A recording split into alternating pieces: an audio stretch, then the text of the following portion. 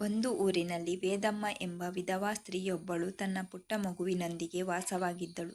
ಪ್ರತಿದಿನ ಮುಂಜಾನೆ ಎದ್ದು ಅಕ್ಕಪಕ್ಕದ ಮನೆಗಳಲ್ಲಿ ಮುಸುರೆ ತಿಕ್ಕಿ ತನ್ನ ಮಗುವಿನ ಭವಿಷ್ಯ ಕಟ್ಟಲು ಪ್ರಯತ್ನಿಸುತ್ತಿದ್ದಳು.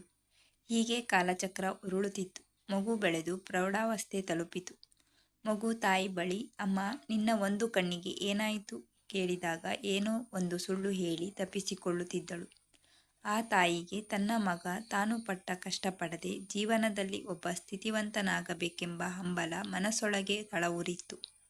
ಅದಕ್ಕಾಗಿ ಮಗನಿಗೆ ಯಾವುದೇ ಕೊರತೆ ಬರದಂತೆ ನೋಡಿಕೊಳ್ಳುತ್ತಿದ್ದಳು. ಮಗ ಹಠ ಮಾಡಿತೆಂದು ಅವರಿವರ ಬಳಿ ಸಾಲ ಮಾಡಿ ಸೈಕಲ್ ಕೊಡಿಸಿದ್ದು ಆಯಿತು. ಹೀಗಿರುವಾಗ ಒಂದು ದಿನ ತಾಯಿ ತನ್ನ ಮಗನ ಶಾಲೆಗೆ ತೆರಳಿ ಮಗುವಿನ ವಿದ್ಯಾಭ್ಯಾಸ ಕುರಿತು ಶಿಕ್ಷಕರ ಜೊತೆ ಮಾತನಾಡಿ ಬಂದಳು. ಸಂಜೆ ಮನೆಗೆ ಬಂದ ಮಗ ಜೋರಾಗಿ ಕಿರುಚಿ ರಂಪಾಟ ಮಾಡಿದ. ಆ ತಾಯಿ ಆ ಮಗನಲ್ಲಿ ಯಾಕೆ, ಏನಾಯಿತು ಅಂತ ಕೇಳುವಾಗ, "ಅಮ್ಮ, ನೀನಿನ್ನು ನನ್ನ ಶಾಲೆಗೆ ಬರಕೂಡದು. ನನ್ನ ಸಹಪಾಠಿ ವಿದ್ಯಾರ್ಥಿಗಳೆಲ್ಲ ನಿನ್ನ ಒಕ್ಕಣ್ಣು ನೋಡಿ ತಮಾಷೆ ಮಾಡುತ್ತಾರೆ" ಎಂದು ಹೇಳಿಬಿಟ್ಟ. ತಾಯಿ ಮನಸ್ಸೊಳಗೆ ಅತೀವ ನೋವಾದರೂ ತನ್ನ ಮಗುವಿಗೆ ಮುಜುಗರ ಆಗಬಾರದೆಂಬ ಕಾರಣಕ್ಕೆ ಇನ್ನು ಶಾಲೆಗೆ ಬರಲಾರೆ ಎಂದು ಸಮಾಧಾನಿಸಿದಳು. ಮಗು ಬೆಳೆದು ಕಾಲೇಜ್ ಸೇರಿದ. ಈಗ ತನಗೆ ಬೈಕ್ ಬೇಕೆಂದು ಹಠ ಮಾಡತೊಡಗಿದ. ಕೈಯಲ್ಲಿ ನಯ ಪೈಸೆ ಇಲ್ಲದ ಆ ತಾಯಿ ತನ್ನ ಕತ್ತಿನಲ್ಲಿದ್ದ ಸರವನ್ನು ಮಾರಿ ಮಗನಿಗೊಂದು ಬೈಕ್ ತೆಗೆದುಕೊಟ್ಟಳು. ಮಗ ಕಾಲೇಜು ಮುಗಿಸಿ ಒಂದು ಕಂಪನಿಯಲ್ಲಿ ಕೆಲಸಕ್ಕೆ ಸೇರಿದ. ಒಳ್ಳೆಯ ಸಂಬಳ ಕೂಡ ಬರುತ್ತಿತ್ತು. ಇನ್ನು ತನ್ನ ಮಗನಿಗೆ ಮದುವೆ ಮಾಡಿಸಿ ತನ್ನ ಕರ್ತವ್ಯದಿಂದ ಮುಕ್ತಿ ಪಡೆಯಬೇಕೆಂದುಕೊಂಡಳು. ಅದೇ ರಾತ್ರಿ ಮನೆ ಬಂದ ಮಗನೊಡನೆ ಈ ವಿಚಾರ ಮಾತನಾಡಿದಳು.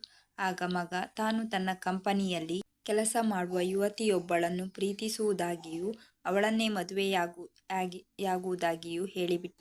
ಸರಿ, ವಯಸ್ಸಿಗೆ ಬಂದ ಮಗನಿಗೆ ಎದುರು ಮಾತನಾಡಿ ಮನಸ್ಸು ನೋಯಿಸುವುದು ಬೇಡವೆಂದು ಅದಕ್ಕೂ ಒಪ್ಪಿಗೆ ನೀಡಿದಳು. ಮಗನ ಇಚ್ಛೆಯಂತೆ ಅದೇ ಹುಡುಗಿ ಜೊತೆ ಮದುವೆ ನಡೆಯಿತು. ಮೊದಮೊದಲು ಸರಿಯಾಗೇ ಇದ್ದ ಸೊಸೆ ಸ್ವಲ್ಪ ದಿನ ಹೋದಂತೆ ಬೇರೆ ಮನೆ ಮಾಡುವಂತೆ ತನ್ನ ಗಂಡನನ್ನು ದಿನವೂ ಪೀಡಿಸುತ್ತಿದ್ದಳು. ಈಗಂತೂ ಕೈಯಲ್ಲೊಂದಷ್ಟು ಹಣವೂ ಇತ್ತು. ಪತ್ನಿಯ ಇಷ್ಟದಂತೆ ಹೊಸ ಮನೆ ಮಾಡಿದ್ದೂ ಆಯಿತು. ಈಗೀಗ ಸೊಸೆಗೆ ತನ್ನ ಒಕ್ಕಣ್ಣು ಅತ್ತೆ ಅವರ ನಡುವೆ ಇರುವುದು ಸರಿ ತೋರಲಿಲ್ಲ. ಮತ್ತೆ ತನ್ನ ಗಂಡನ ತಲೆಗೆ ಹುಳ ಬಿಟ್ಟಳು.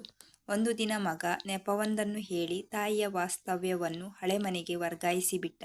ಈಗಂತೂ ಆ ತಾಯಿ ಸಂಪೂರ್ಣ ಕುಸಿದೇ ಹೋದಳು. ಮಗನ ಬೇಕು ಬೇಡವನ್ನೆಲ್ಲ ಪೂರೈಸುವ ಭರದಲ್ಲಿ ನಯ ಪೈಸೆಯೂ ಕೂಡಿಟ್ಟಿರಲಿಲ್ಲ. ಮೊದಮೊದಲು ಪ್ರತಿ ವಾರವೂ ಬಂದು ಒಂದಷ್ಟು ಹಣ ನೀಡಿ ಹೋಗುತ್ತಿದ್ದವ ಈಗೀಗ ಬರುವುದು ಅಪರೂಪವಾಗಿಬಿಟ್ಟಿತ್ತು. ಆ ತಾಯಿಗೆ ಒಂದು ಹೊತ್ತಿನ ಊಟಕ್ಕೂ ಮಗನ ಹಾದಿ ಕಾಯುವ ಸ್ಥಿತಿ ಬಂತು.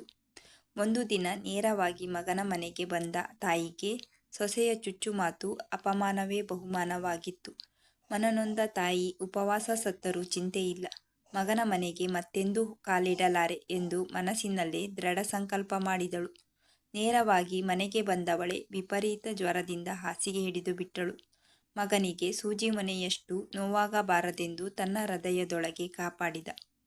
ತಾಯಿ ದಿನ ಕಳೆದಂತೆ ಹಾಸಿಗೆ ಬಿಟ್ಟು ಏಳಲಾರದ ಸ್ಥಿತಿಗೆ ತಲುಪಿದಳು. ಒಂದು ದಿನ ಆಫೀಸಿನಲ್ಲಿದ್ದ ಮಗನಿಗೆ ಕರೆಯೊಂದು ಬಂತು. "ನಿನ್ನ ತಾಯಿ ಇಂದು ಮುಂಜಾನೆ ತೀರಿ ಹೋದರು. ಚಿತೆಗೆ ಬೆಂಕಿ ಇಡುವುದಕ್ಕಾದರೂ ಬಾ" ಎಂದಷ್ಟೇ ಹೇಳಿ ಕರೆ ಕಟ್ಟಾಯಿತು. ಸರಿ, ಇದು ಆಗಲಿ, ಮುಂದೆಂದೂ ಆ ಮುದುಕಿಯ ಕಿರಿಕಿರಿ ಇಲ್ಲವಲ್ಲ ಎಂದು ಎದ್ದು ನೇರವಾಗಿ ತಾಯಿಯ ಮನೆಗೆ ಹೋದ.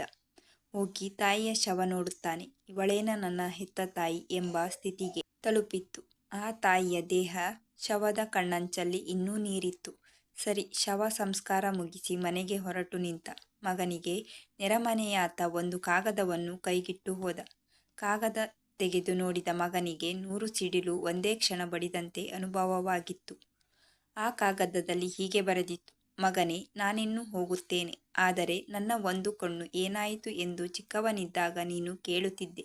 ಆದರೆ ಇನ್ನೂ ಚಿಕ್ಕ ಮಗುವಾಗಿದ್ದ ನಿನ್ನ ಮನಸ್ಸು ನೋಯಿಸಬಾರದೆಂದು ಏನೇನೋ ಸುಳ್ಳು ಹೇಳುತ್ತಿದ್ದೆ. ಇಂದು ನೀನು ಬೆಳೆದು ದೊಡ್ಡವನಾಗಿದ್ದೀಯ. ಸತ್ಯ ನಿನಗೂ ತಿಳಿಯಲಿ.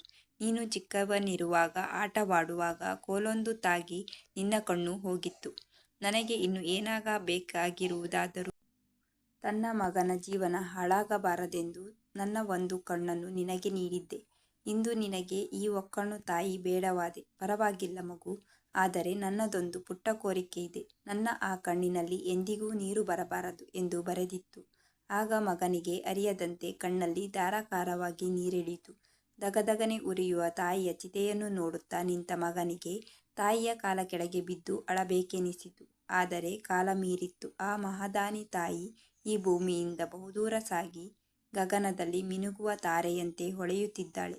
ಮಕ್ಕಳ ಏಳಿಗೆಗಾಗಿ ತಾಯಿ ಏನೆಲ್ಲ ತ್ಯಾಗ ಮಾಡುತ್ತಾಳೆ. ಆದರೆ ನಾವು